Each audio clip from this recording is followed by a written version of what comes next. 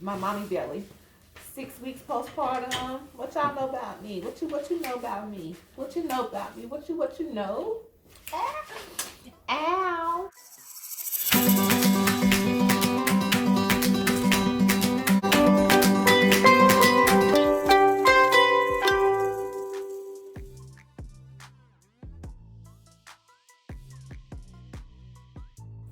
What's up, y'all? It's your girl L, just living and Bae.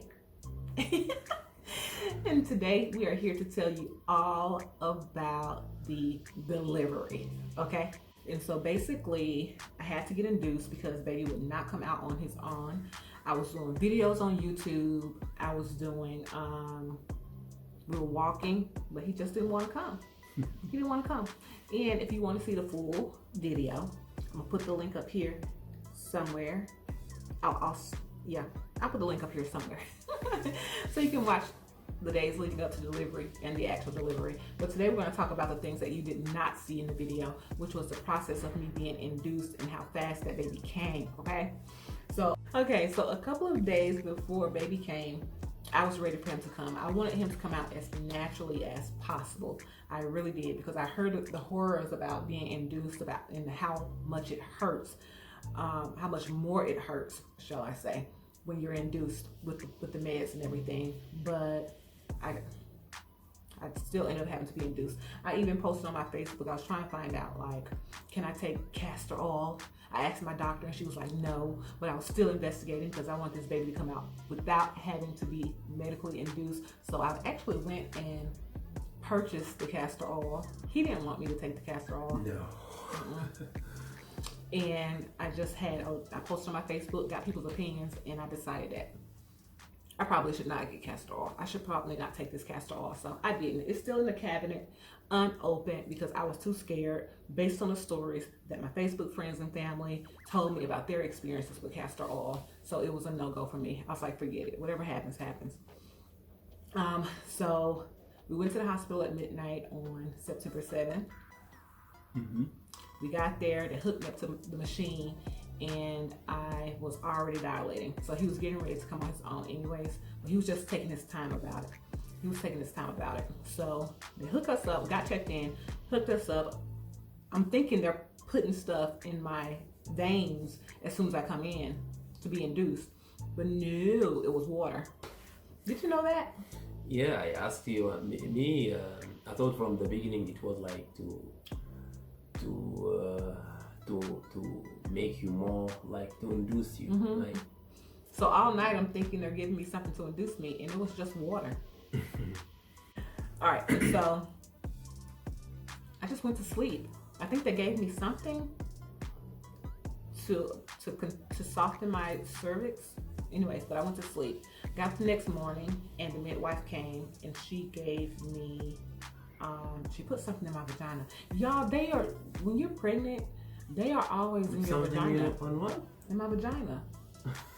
What you are using the vagina? Okay. What word should I say? My uwashika. They put something in my uwashika. Okay. Yeah. They put something in there to fix it, to get it ready. Next morning they came, they put something else in there to go ahead. It's like a soft to induce me softly.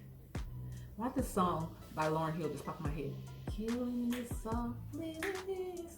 But anyway, I digress. So they put something in there, and it was just like light contractions. And it just felt like cramps. I had already decided that I was not going to take the epidural unless I absolutely could not take the pain. Mm-hmm. And so I was chilling. It wasn't bad. It was just like cramps, like, menstrual cramps was happening. And I was like, okay, it hurts, but it's not that bad. I can deal with this. The doctor came in later because they put the first thing inside of me around 8. Yeah. 8, 9-ish. Yeah, 8 in the morning, I think. Yeah, and the doctor, she came around 11:30. Yeah, to break my water. Yeah. She broke my water. He had, I don't know what it's called, but when they basically poop inside of you, have a slight bowel movement. He had a slight bowel movement inside. So it was good that, everything was happening when it was happening, because that can be dangerous. So she broke my water. And she was like, all right, I'll see you later later on in a couple hours. I was like, okay. They hooked me up to the thing. The baby's waking up. Oh, look at my baby. He want to be present here with us. He went back. Went back to sleep. Yeah, we're probably too loud. He can probably hear us. Can I close the door? He can probably hear us. Yeah, he's back to sleep. Yeah, he's back to sleep. Okay. So she's like, I'll see you later this evening. I was like, okay. So around noon, they checked me to see how far I was dilated, but they also gave me the strong stuff. I don't even know the name of this stuff. What is it?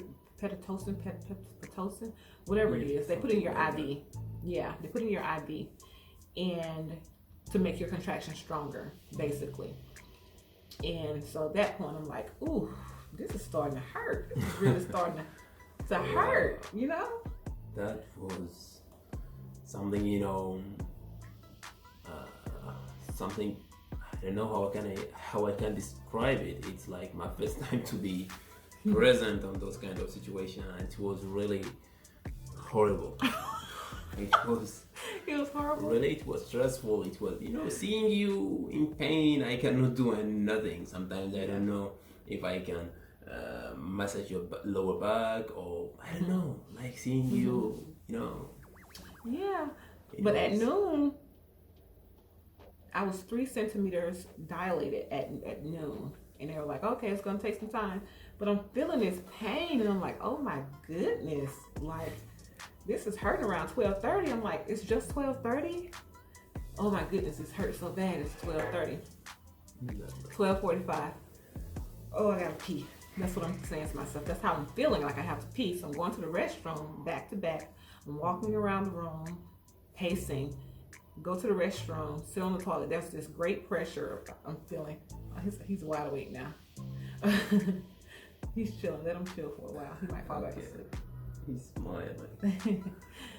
Okay, so I'm feeling this pressure, and I'm going to the restroom, I'm sitting on the toilet, and I'm like, I feel something there, but this is my first pregnancy. This is my first time having a baby. I don't know how my body's supposed to feel. I feel this pressure. I think it's normal. I get up, I go walk around. I'm like, I feel like I have to pee again. I go back I probably went to the restroom 3-4 times. Mm-hmm. But it was a relief sitting on that toilet. It was a relief being in that squatting position. And so that's why I kept going. So one came around, and I'm like, give me the gas. Let me try this gas. You remember when I tried the gas? Yeah, he tried the gas. It's not working. Like he said, this shit not working. She started cursing a lot. Oh my gosh. I said, this is my bed? No. I took that mask off. I said, this shit ain't working. Yeah. This ain't working. I asked the lady, did you even cut this on? Is this on? And she was looking, she was like, yeah. I was like, nothing. I threw the mask off. It hurt. It was hurting so bad. 105 comes around, and what did I do, babe? Like, she was like, she don't want to take epidural. So she was like fighting with the pain, but when the thing's going really in the high level of the pain, she cannot like control the pain. So and I did hypnobirthing, so it was peaceful for the most part. Even the doctor, when she came in that morning, she was like, there's such a peaceful vibe in here. The energy is just so peaceful. Because I'd done hypnobirthing a couple of weeks up into my delivery, and while we were at the hospital, we were still doing hypnobirthing. It's supposed to help, relax your mind and everything and prepare you for delivery. Mm-hmm. But when 105 rolled around, I was like, call the nurse. Call the nurse. I want to talk about the epidural. Let's talk about it. Mind you, they had been telling me all day, you sure you don't want to take the epidural? They come back, do you want to take the epidural? I was like, we'll see. Oh, you're brave. I was like, yeah. I mean, this is what we're made for, right? But at 105, I was like, let's talk about the epidural. Yeah, he was about to talk about the epidural, but when the pain attacked her so much, she said, babe, I don't want to talk about it. Just I want epidural. I don't want to talk about that. I don't know anything about epidural. Just I want epidural. She was like really in pain. And that's really... It was crazy because the nurse came in, and I was like, no, it was like the nurse or the midwife. Maybe it was the midwife. The midwife, yeah. And I was like, how much worse is this going to get? She says, you're 3 centimeters dilated. You have a long way to go. I was like, what? She said, this is just the beginning, and you need to make it to like 9 or 10 before you're ready to push. I said, no, 7. I'm sorry. They said I need to make it to 7 to be ready to push. And I was just evaluating that. I'm like, this is the level of pain I'm feeling at 3, and I'm supposed to get to 7? Yeah. You gotta be kidding me. I was in pain. So about 1:15, those contractions were getting closer and closer and closer. And I was like, call the nurse. I don't want to talk about the epidural no more. I want the epidural. I don't want to talk about it. That was around 1:15, yeah. But just my luck, they were in another room, giving the epidural to another woman, so I had to wait. Oh my God. So I'm waiting, and I'm just like, these contractions were no joke. I was like, this is crazy. I don't see how women do this with no problem. And it gets 3 times worse than what I'm feeling right now? No way. Oh yeah. And so the anesthesiologist, I have my retainers in. The anesthesiologist, the lady with the meds came finally with her with her assistants, and they were just talking so nicely. Oh, it's about to be over. I'm gonna put it in. Once it's in less than a minute, you're gonna feel good. No more pain. How many centimeters dilated is she? The nurse tells her, she's 3. Okay, darling, sit in this position, lean over like this. Don't move. Tell us when the contraction's coming. She's saying all this, and I'm just like, stick that in my back. I'm in pain. And so he stood in front of me. I didn't want to see the needle. I heard rumors about it. I did not want to see it. What did you see? Well, I didn't see the needle. Oh my God, the needle, it's really, it's long, and it's, oh my God. Really, I'm sorry for a woman. You are the powerful. Really. But see, this is the thing. She only gave me a little bit of epidural because I'm 3 centimeters, so the pain can't be that bad. She's like, oh, it's gonna be going away. 30 more seconds. 30 seconds come, a contraction hits, and I'm like, oh my God, why do I still feel this? Why do I still feel this contraction? You just stuck this big ass needle in my back. I don't understand. She's like, give it time. I turn around, and she's looking at me crazy now because every time a contraction hits, I still feel it, and I'm still dying slowly. And she's looking crazy. She asked the nurse, how many centimeters is she? The nurse goes, she was 3 centimeters. And what happened? Because I think I was out of it a little bit. She goes, call the midwife and have her checked again. Yeah, she checked you. She said, is it 8? 8. I was 8 centimeters dilated, and they were telling me that I was 3 centimeters, y'all. I was getting ready to drop that baby. That's why the toilet was such a relief, because I was squatting. That pressure was his actual head. Like, I was getting ready to deliver that baby, and they thought I was still 3 centimeters. The nurses did. What did the anesthesiologist say to them? Yeah, she was very mad. She said, how that can be possible? Why you didn't check? So yeah, she was upset with the nurses because they saw me in pain, but they didn't think to check to see if I had dilated a lot more. But it was a short amount of time, so they probably didn't think I went from 3 to 8 in an hour, but I did, and I was getting ready to deliver that baby. So immediately she's like, call the doctor, get the doctor here now. And they had to go and call the doctor. She's ready to deliver. The midwife's like, she's ready to deliver now. And I literally had just took that little bit of epidural, y'all. Had I known that I was so far and ready to deliver at that moment, I would not have taken any epidural because I didn't need it. It was time for me to push already, and I had already felt all the pain. all the pain of these contractions. Right. But I thought I was 3 centimeters dilated, and I was like, there's no way I can get all the way with this amount of pain. I can't take this times 3. My mind was like, there's no way I can take this times 3, not knowing that I was already 8 centimeters and ready to push. So the doctor walks in and she's like, no more epidural. It's time to push. Let's get ready. So they're getting ready. So by this time, the epidural has put me to sleep. I don't know what happened while I was asleep. Did anything happen while I was asleep? I took a nap. By the time the doctor came, what time did the doctor come? The doctor came around 2. Around 2? Yeah. And they started preparing? Yeah, and then they started preparing because the doctor was like was supposed to come around like for her. You will be ready at around 4. No, she told me 7.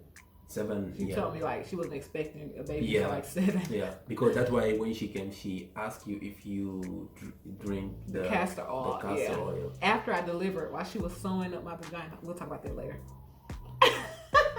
She was like, "Did you drink castor oil?" She's so nice, y'all. We just having a conversation while she's sewing up my insides. Did you drink castor? I was like, no. Anyway, so she came. I woke up. When I did come to, they were still preparing. And you pretty much saw the rest of it in the video of them, me getting ready to push. Once I started pushing, I looked up, I saw Bae, and I was like, what time is it? He told me what time it was. We got some practice pushes in. Mm-hmm. There's some nasty stuff that happened during the practice. No need to say that. It's okay. But once I started officially pushing, baby was here after 10 minutes of pushing. Yeah, I was expecting so much more because I hear these stories about people being in labor forever and ever, but pushing for 10 minutes. And he was out of there after the practice pushes. They were like, this is how you push, as if you're taking a poop. I was like, okay, cool. I can follow instructions. I did that, and he came on out. His long self.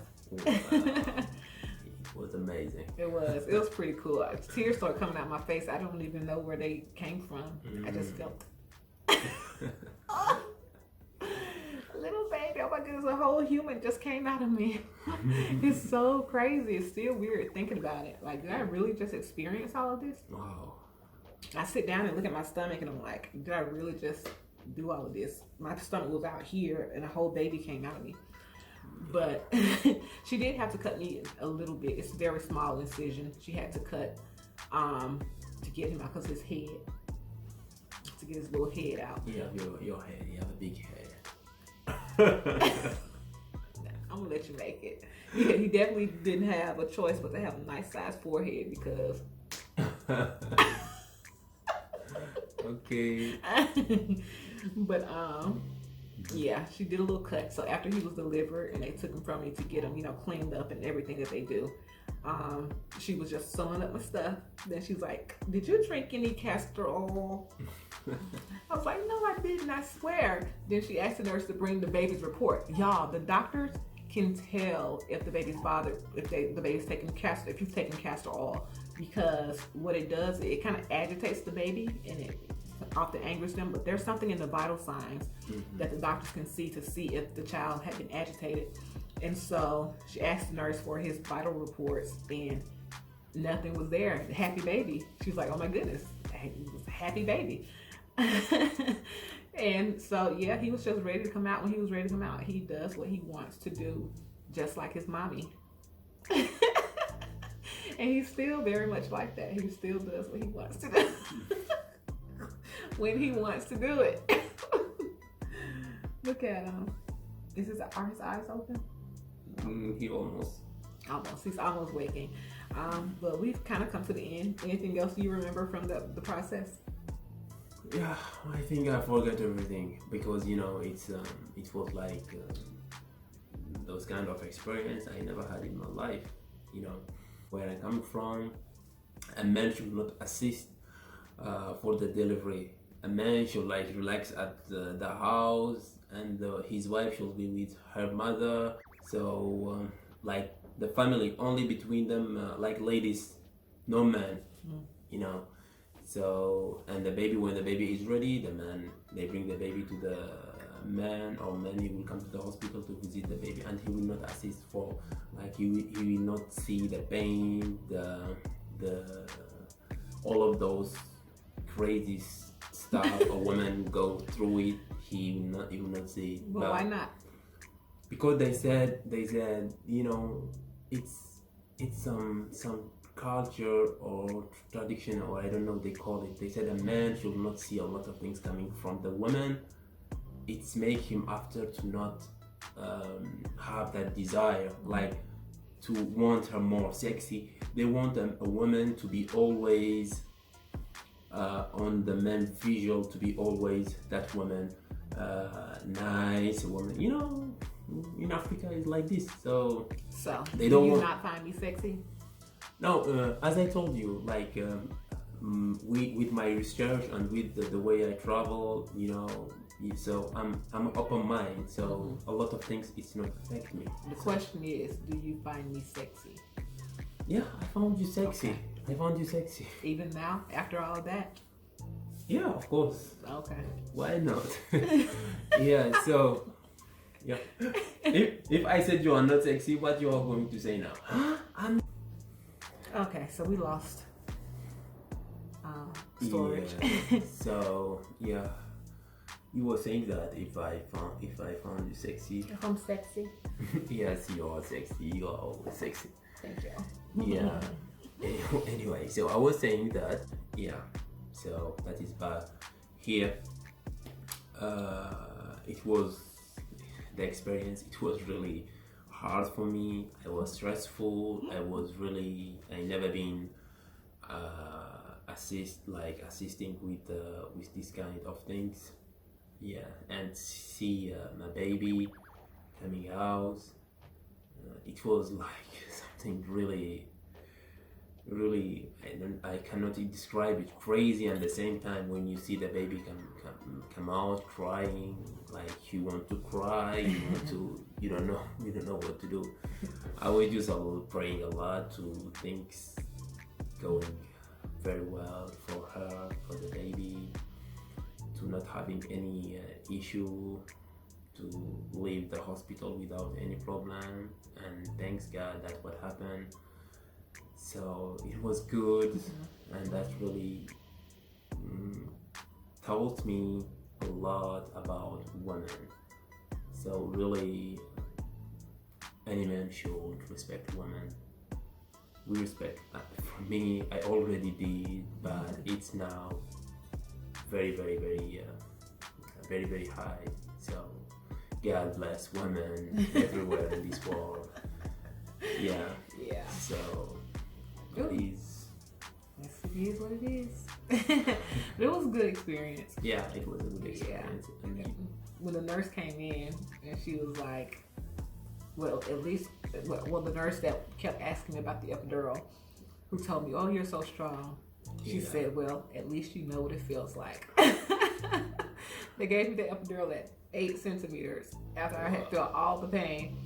And she's like, "At least you know what it feels like." And I agree. I know what it feels like. And the next time I get pregnant, I'm going to go in that hospital. I'm going to be brave. I'm going to look that nurse in the eye and I'm going to say, "Give me the fucking epidural now." Give me the epidural now. Next time. So when is gonna be that next time? So thank you guys so much for watching. If I'm asking you, tell me when. I don't know, honey. Oh, we getting old. You go. Oh no, you are not. Look at yourself. You're so beautiful, and you are not old yet. You owe me 3 kids. I owe you 3. Yeah. We'll see what happens. We'll see if we can squeeze out 2 more before I'm 40. We'll see. Don't rush. But I wish you can. Okay. Yeah. So he wants 2 girls now. He wants to have 2 girls. Yeah, I like girls. Yeah. I like to have 2 beautiful daughters. I want at least 1, but it's whatever. All right, guys. So I think that was pretty much it. To all the ladies out there that go in and you get the epidural, more power to you. I used to be one of those people that thought, you know what, this is what we're made for, this is what we're gonna do. We are made for those things, but so what if you don't want to feel all that pain? We are in the 21st century. There's meds out there to help us. Take advantage of it. That's the way I see it now. No, I don't Yes, take advantage of it. No, Yes. if you are capable to not take the epidural, do it. Don't take it. He's a man. And I know my ladies out there, you're not listening to him. So just stop before they not like you. They like you right now. Stop before they not like you. That shit hurt. It hurts. Look. He's wide awake. He knows that he's so smart, y'all. He knows exactly where the camera is. We are going to leave now. Yeah, because he's looking at the camera like, come get me. Look at him. He knows exactly where it is. I don't know if they say. Yeah. Yeah, they say no. Okay. All right, guys. So as usual, it's your girl L. Just living. Love ya. Bye bye. Okay. You talk to my baby. Yeah, this is the microphone right here. Buka. He stopped now? Buka. Look at him smile. Buka. Hey, my Buka. He's looking Hey. Hey, my Buka. Hey, baby. Hey, mama baby. Aw, look at my baby. You finished? Oh, y'all want to see this body? 6 weeks tomorrow. 6 weeks postpartum tomorrow. Okay, just a little show of my mommy belly. 6 weeks postpartum. What y'all know about me? What you know about me? What you know about me? What you know? Ah. Ow.